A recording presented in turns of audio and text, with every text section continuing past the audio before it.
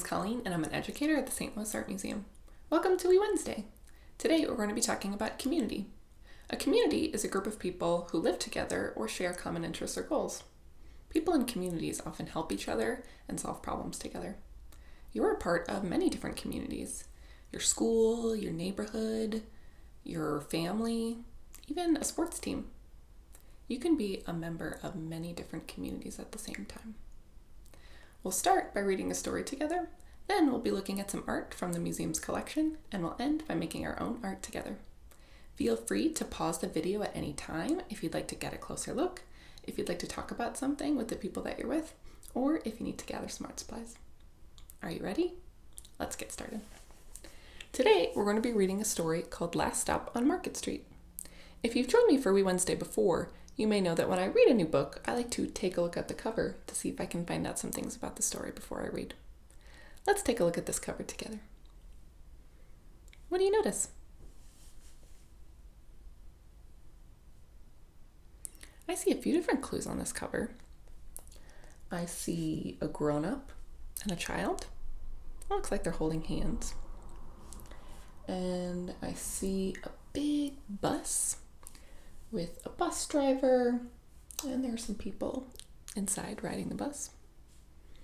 And I know it's a bus because it's a really big looking car, has big wheels, and I also noticed this sign, which makes me think that they're waiting at a bus stop. What do you think the story might be about based on what we can see? Let's find out.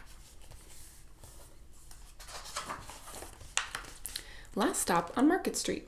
Words by Matt De La Pena. Pictures by Christian Robinson.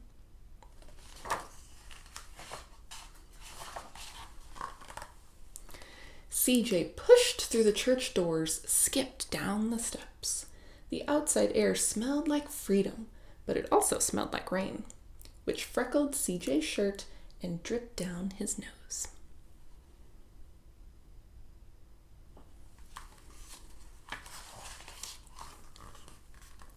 He ducked under his Nana's umbrella, saying, "How come we gotta wait for the bus in all this wet?" "Trees get thirsty too," his Nana told him. "Don't you see that big one drinking through a straw?" CJ looked for a long time, but he never saw a straw. CJ and his Nana are going on a journey together.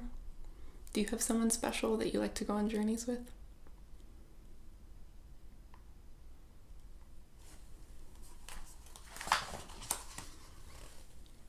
From the bus stop, he watched water pool on flower petals, watched rain patter against the windshield of a nearby car. His friend Colby climbed in, gave CJ a wave, and drove off with his dad. "Nana, how come we don't got a car?"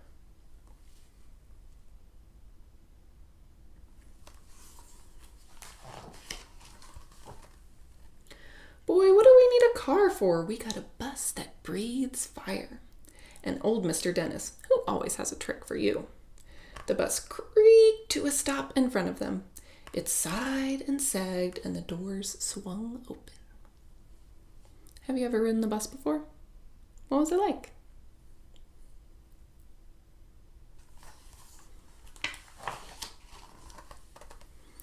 "What's that I see?" Mr. Dennis asked. He pulled a coin from behind CJ's ear, placed it in his palm. Nana laughed her deep laugh and pushed CJ along.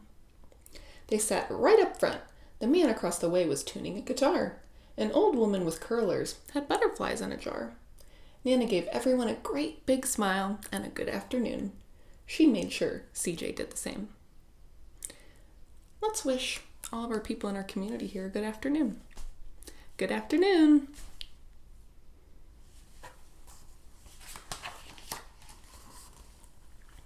The bus lurched forward and stopped. Lurched forward and stopped. Nana hummed as she knit. "How come we always gotta go here after church?" CJ said. "Miguel and Colby never have to go nowhere." "I feel sorry for those boys," she told him. "They'll never get a chance to meet Bobo or the Sunglass Man. And I hear Trixie got herself a brand new hat." CJ stared out the window, feeling sorry for himself. He watched cars zip by on either side, watched a group of boys curbs on bikes. Have you ever needed to go somewhere but you didn't want to go? How did that make you feel?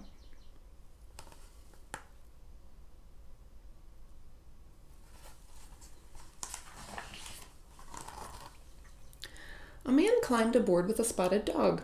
CJ gave up his seat. How come that man can't see?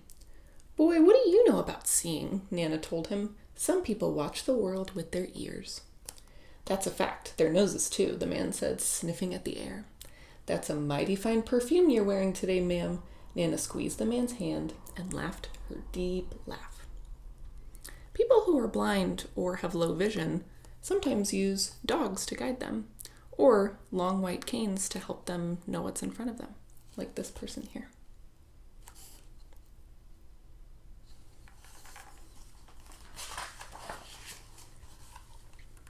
Two older boys got on next. CJ watched as they moved on by and stood in back. Sure wish I had one of those, he said. Nana set down her knitting. What for? You got the real live thing sitting across from you. Why don't you ask the man if he'll play us a song?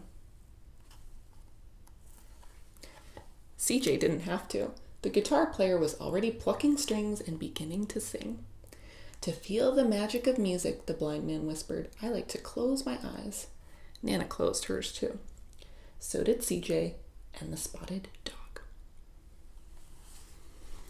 Let's close our eyes and feel the magic of music. We're going to listen to a piece of music together.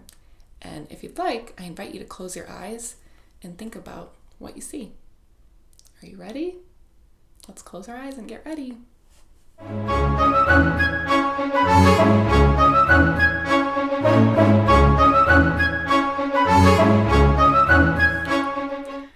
What did you see? Let's find out what CJ saw.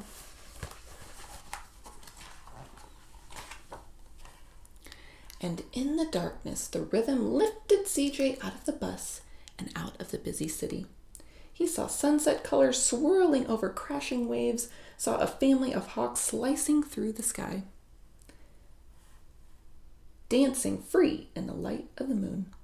CJ's chest grew full, and he was lost in the sound, and the sound gave him the feeling of magic.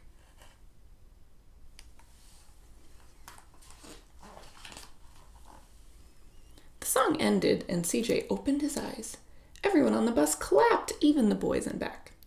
Nana glanced at the coin in CJ's palm. CJ dropped it in the man's hat. Last stop on Market Street, Mr. Dennis called. Sometimes when I'm reading a story, I like to predict what's going to happen on the next page. What do you think is going to happen next? Where do you think CJ and his Nana are going?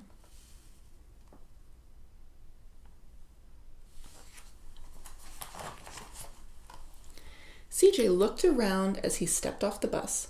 Crumbling sidewalks and broken down doors, graffiti-tagged windows and boarded-up stores. He reached for his Nana's hand. How come it's always so dirty over here? She smiled and pointed to the sky. Sometimes when you're surrounded by dirt, CJ, you're a better witness for what's beautiful. What do you notice that's beautiful from where you are right now? CJ's Nana seemed to find beauty wherever she went. Where do you see beauty right now?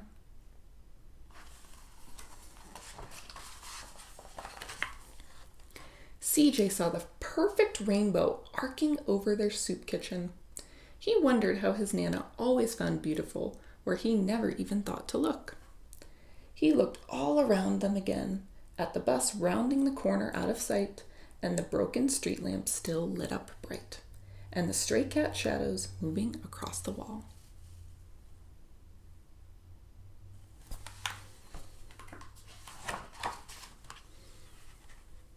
When he spotted their familiar faces in the window, he said, I'm glad we came.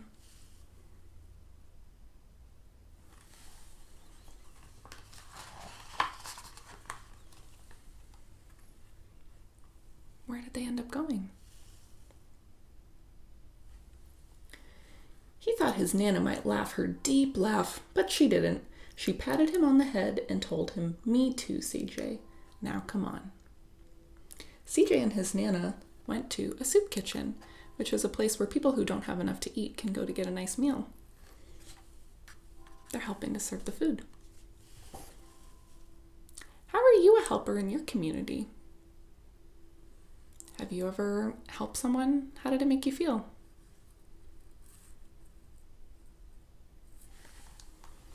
The end. I invite you to think about your favorite part of the story and talk about that with the people that you're with. We're going to travel to the museum now to look at some works of art. Let's imagine how we might get there. Since we're talking about communities today, let's imagine taking a mode of transportation that we could find in our own communities. Are you going to take the bus like CJ and his Nana did in the story? Or are you going to take the metro train and watch the world go by as you ride the train? Or are you going to rent a bike and ride in the bike lanes in your community? Once you've decided how you'd like to go, if you'd like, you can close your eyes and imagine yourself going. Whew, that was a really fun journey. I'm really glad that we made it. In order to get ready to look at our works of art, we're going to be doing an experience I'm calling our Mindfulness Minute. Mindfulness is taking the time to slow down and really pay attention to what you're doing. We're going to use a tool today to help us be mindful, and it's something that you might see in your community every single day. Have you ever seen one of these before? We're going to use the stop sign to help us be mindful today, and each letter in our stop sign is going to be a reminder to help us know what to do. You can use this stop sign tool anytime you need to slow down, maybe when you're feeling frustrated or angry or excited. Are you ready? Let's get started. S is going to stand for stop. It means to stop what you're doing. You can even freeze if you'd like, if you want to try that out. Ready? Stop. Great job. T stands for take a breath. Let's try that together. Let's breathe in through our nose and out through our mouths. Awesome. O stands for observe. It means to observe how you're feeling or observe what's around you. P stands for proceed. That means to keep on going. Let's put it all together and try it out, okay? So I think before we get started, we might need to get some of our wiggles out, all right? So if you're ready, let's get our wiggles out. Whew. Okay. Now we've got our stop sign tool. So we're going to, S stands for stop. T stands for take a breath. Breathe in and out. O stands for observe. So look around you. Observe what's around you or observe how you're feeling right now. P stands for proceed. Keep on going. I feel much more ready to look at some really amazing works of art. We're going to look at some works of art from the museum's collection together. If you'd like, you can scroll down on the page to get a closer look at the images we'll be viewing. Feel free to pause the video at any time to do this. Take a close look at this work of art. What's going on in this picture?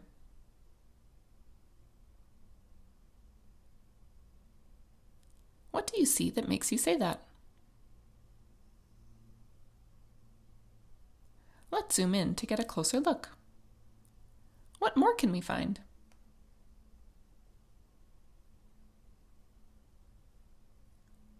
This is a painting by an artist named George Lux. It's called Houston Street.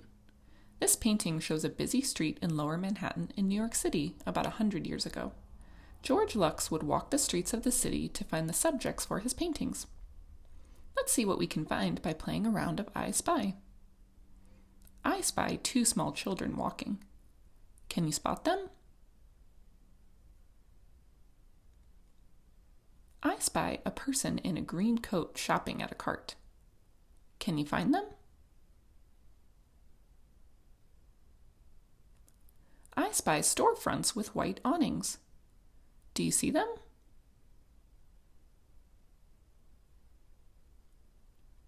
What about this painting reminds you of your community that you live in? What about your community is different?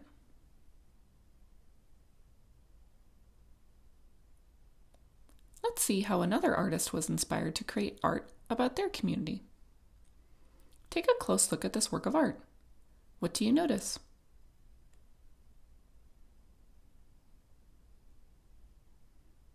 Let's make sure that we can see all the different parts of this painting. What new details can you see now?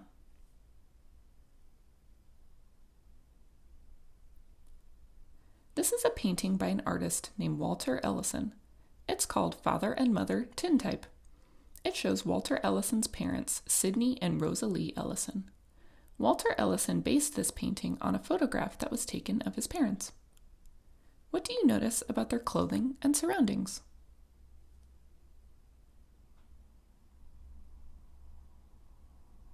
While Sidney and Rosalie are dressed in nice clothing, they are surrounded by torn carpet, a falling backdrop, and broken glass.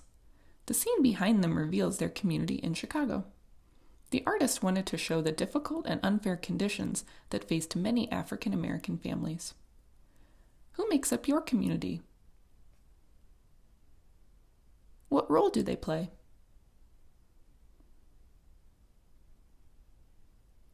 Similar to the artist, is there something in your community that you would like to change or improve? What would that be? How do you think you could help to make that change? If you'd like, you can talk about your plans for change with the people that you're with. Now that we looked at some art together, let's travel back home so we can make our own art. So hop on the bus or get on the metro train or pedal on that bicycle and let's head home. For our art making project today, we are going to be making community signs. We've been talking about our communities and how we can be helpers. So today we're going to be making a sign to let others know what's important to us in our communities.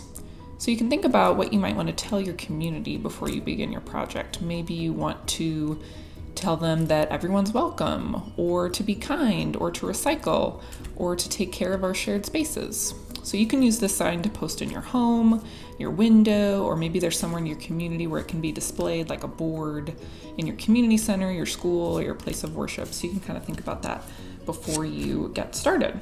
So the supplies for this project are very simple. You're just going to first need something to make your sign on. So I'm going to use a piece of cardboard today, and I actually got this from a pizza box, but you can use it from a cardboard box or something like that. But cardboard is nice for signs because it's pretty sturdy, and sometimes you can find big pieces of cardboard. I'm also going to be using some recycled paper from boxes. I have some colored paper, some paper from magazines to kind of cut and paste onto my sign. And I also have some drawing material, so I'm going to use markers today, but you can use colored pencils or crayons or whatever you have. Some scissors and glue or tape. So to start, I thought I would make a stencil to use it to create some designs on my sign. So a stencil is something that you can make out of paper, or if you have some kind of sturdier paper, so this is like from a macaroni and cheese box, and that might help make your stencil a little sturdier. And you might have used stencils before, but you can actually make your own. And so I'll show you how it works. So if you just fold whatever you're going to use to make your stencil, piece of paper, cardboard, and then you cut out a shape along the fold. Here, I just cut out like a little rectangle there. And then you unfold it. Now you have the stencil that you can use a marker and actually trace your shape over and over again. So you can either trace the outline or color it in. So that's one way to make a stencil. And stencils are great when you're making signs, because if you want to make a bunch of signs, then you can use your stencil over and over again. So that's one way you can make a stencil. So I think I'm going to use this square stencil, but I also wanted to make another one. And you can actually keep using the same piece of cardboard if it's big enough. And you can make your stencils big or small. Does not matter.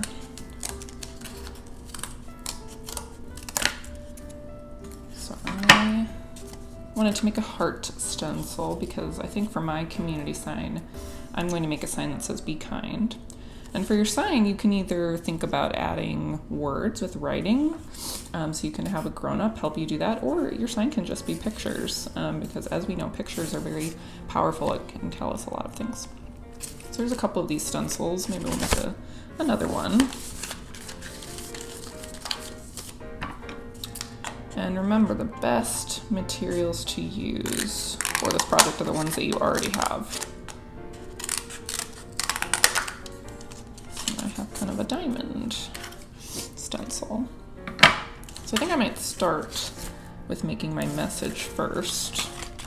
I think I might do kind of a combination of cutting out my words and also drawing them. So I have a pretty big piece of cardboard, so I want to make sure that people can see my sign when I put it up in my window.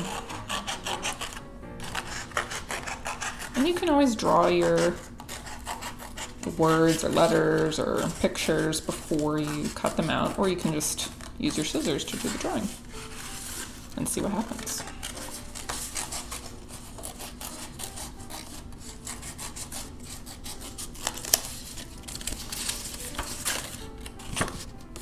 So there's my B for my Be Kind.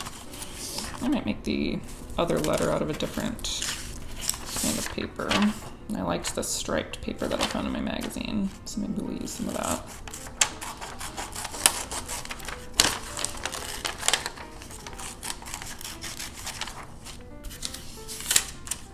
And the fun thing about making signs is you are the one that gets to decide what message you tell. So you can think about maybe what message your community needs or something that's really important to you. Or something that's important, to the community that you live in. And it might depend on which community you're creating the sign for. So maybe it's for your family community or for your school community or the neighborhood community that you live in. So there's my B. Now I think I need my kind part. So I'm gonna add some other colors.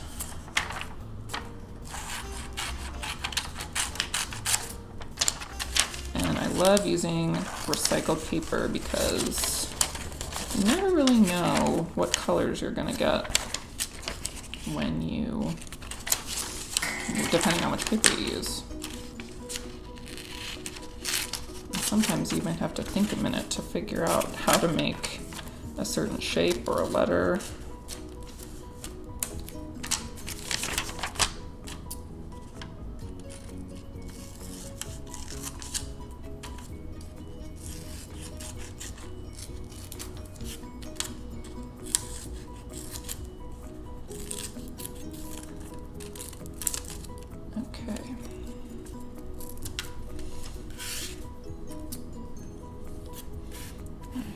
Okay.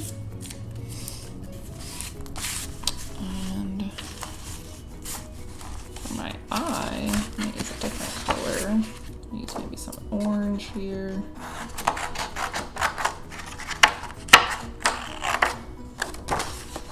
And this is a great project to do with a lot of people, especially if you have a bigger piece of cardboard or a bigger piece of paper. This is something you could do with members of your community safely, of course. You can talk together to think about what's important to us. What do we want to share with the people that we work with or live with or anything. I think I might draw the rest of my letters. So I think I'm going to start by gluing down the letters for this part of my community sign. And you can always glue things as you go, or you can glue at the end. It's artist's choice.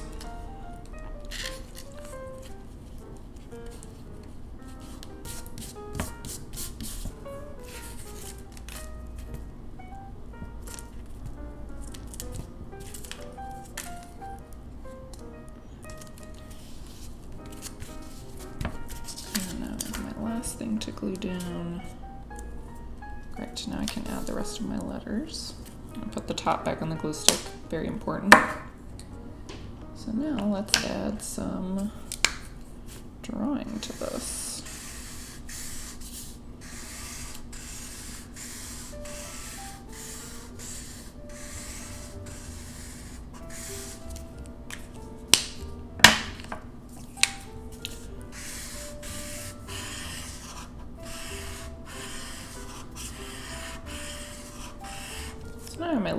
signs. So I have my sign that says Be Kind, Bekind. And I think I might want to use my stencils to add some more designs to it. So I have my diamond stencil, I have my square and my heart stencil, and I can use my markers or whatever drawing materials you have to trace through your stencils. So if I just hold it and then trace along the inside, now I have my shape from my stencil. So I like using stencils if you want to draw something a bunch of times, or if you want to make sure that whatever shape you're using looks the same, because the stencil will make sure that it looks the same every time. Because sometimes when we draw things over and over, they're going to look different, which is great. But sometimes if you want them to look the same, a stencil can be a nice way to do that. And another thing you can do with stencils is kind of overlap them. So I can kind of put my stencil over the design that I did here. So I have many of the same shape. And now if I want to use some of my other stencil designs here. And your stencils can be anything. You can also make stencils of letters or other symbols, or you don't have to use stencils at all and you can cut everything out by hand and draw everything by hand. It's totally up to you. Let's try out that diamond stencil.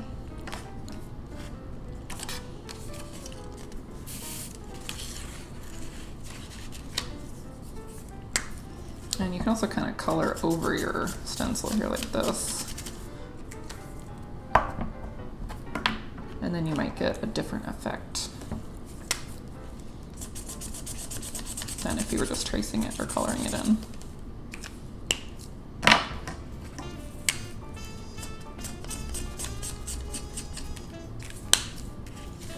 Yeah, I kind of like that. It looks cool. I might try that again on top of my letters here.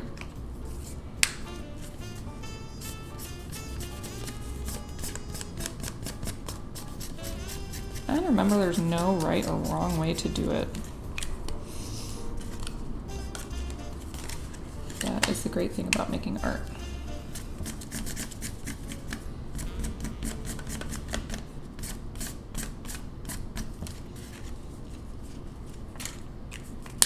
Let's try another color, maybe with one of my other stencil shapes here.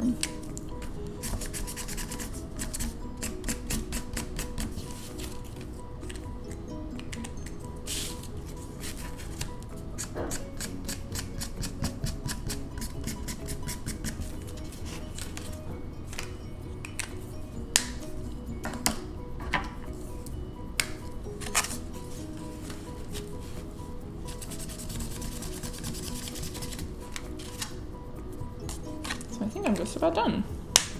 I might add one more stencil.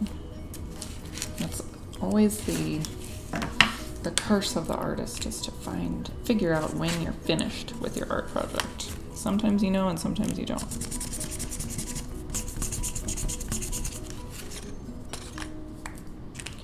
So that is going to be our community signs. Thank you for joining me today here at We Wednesday. We hope you had fun. I wanted to show you another example of a community sign that I made.